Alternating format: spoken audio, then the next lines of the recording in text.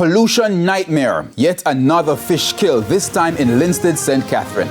Good evening and welcome to Primetime News. A special welcome to viewers on TVJ International in the Cayman Islands and online at onespotmedia.com. I'm Herman Green. Also this evening, indiscipline being blamed for the country recording its third straight year of over 400 road crash deaths and alleged gunman fatally shot by policeman in Westmoreland. There's also primetime sports and weather in the package, so please stay with us. I'll have the news in detail right after this break.